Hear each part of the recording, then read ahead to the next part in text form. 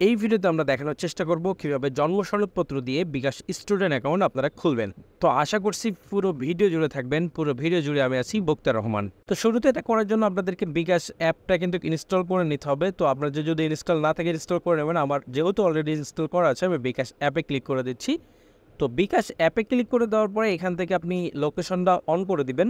এখানে এরকম অপশন আসার পরে এখানে আপনি লগ ইন রেজিস্ট্রেশনে এখানে আসার পর আপনি যে নাম্বার দিয়ে বিকাশ খুলতে যাচ্ছে সেই নাম্বারটা এখানে দিয়ে দিবেন। তো আমি নাম্বারটা দিয়ে দিচ্ছি। নাম্বারটা দিয়ে দেওয়ার পরে নিচে পরবর্তী অপশন সেটাতে ক্লিক করে দিব।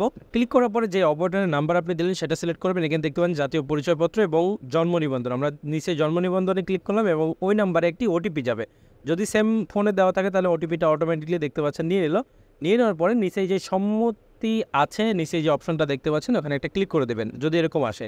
এখানে দেখতে পাচ্ছেন 3টা ধাপ আমাদেরকে অতিক্রম করতে হবে। আপনার ডিজিটাল জন্ম সনদের ছবি তুলতে হবে, মা বাবার তথ্য দিতে হবে এবং নিজের চেহারার ছবি তুলতে হবে।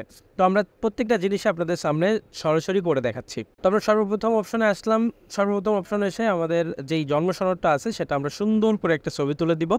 এখানে একটু সময় দিবেন, কারণ এটা যদি সুন্দর করে ছবি না তুলতে পারেন তাহলে কিন্তু এটা আপনাকে সাবমিট করতে প্রবলেম হবে বা এটা নিবে না। সো আমরা এখান থেকে একটা ছবি তুলে দিচ্ছি এবং দেখতে পাচ্ছেন ছবিটা তোলা হয়ে গেছে এবং আমরা নিচেই সাবমিট অপশনে ক্লিক করে দিব। তো সাবমিট অপশনে ক্লিক করে দেখলে দেখতে পাচ্ছেন যে স্টুডেন্টের নাম, জন্ম তারিখ এবং তার জন্ম সনদ নাম্বারটা চলে আসছে এবং আমরা নিচে পরবর্তী অপশনে আবারও ক্লিক করে দিব। এটা আপনি একটু দেখে নেবেন যে এগুলো সঠিক আছে কিনা।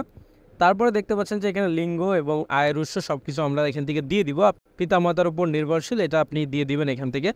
দিয়ে দেওয়ার পরে এখানে হলো যে অ্যাকাউন্টটি করতেছে তার পেশাটা কি, এখান থেকে আমরা শিক্ষার্থী সিলেক্ট করে দেবো। উপরে যে শিক্ষার্থী অপশন আছে সেটা সিলেক্ট করে নিচের অপশনে ক্লিক করবো এবং এখান থেকে যেই মা বাবার সচল যেই নাম্বারটা আছে সেই নাম্বারটা কিন্তু আমাদের লাগবে। আমরা এখানে বাবা সিলেক্ট করলাম এবং সেই নাম্বারটা দিতে হবে যে আপনার বাবা বা মার যেই নাম্বারটা দিয়ে বিকাশ খোলা আছে সেই নাম্বারটা কিন্তু এখানে দিতে হবে।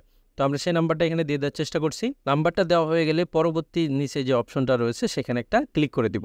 এখন যেটা করতে হবে, আমার নিজের একটা ছবি তুলতে হবে। নিজের ছবিটা তোলার জন্য কিন্তু কয়েকটা স্টেপ ফলো করতে হবে। তো এখানে আমরা যখন ক্লিক দিচ্ছি এখানে নির্দেশনা অনুসরণ করুন, দেখতেছেন মাথা নিচু করুন, উঁচু করুন। তো আপনি ক্যামেরার সামনে এসে এইভাবে কিন্তু আপনাকে এটা কমপ্লিট করতে হবে। তো আমরা এটা করে দিচ্ছি। 50% হয়ে গেছে এবং 100% হয়ে গেল। 100% হয়ে গেলে নিচেই নিশ্চিত করুন এই অপশনটাতে ক্লিক করে দিবেন। নিশ্চিত করুন এই অপশনটাতে ক্লিক করার পরে এখানে সাবমিট প্রক্রিয়াধীন এটা চলতেছে। এরকম অপশন যখন চলে আসবে আপনি এখান থেকে বের হয়ে যেতে পারেন বা আপনাকে সাবমিট অপশনটা এখানে আপনাকে অ্যাপ্রুভ করে দিবে। তো এরকমভাবে আসলে বিকাশ অ্যাকাউন্টটা খুলতে হয়। আশা করছি ভিডিওটা আপনাদের অনেক ভালো লেগেছে। পরবর্তী ভিডিও দেখা হয়ে যাবে। সে পর্যন্ত ভালো থাকবেন, সুস্থ থাকবেন। আল্লাহ হাফেজ।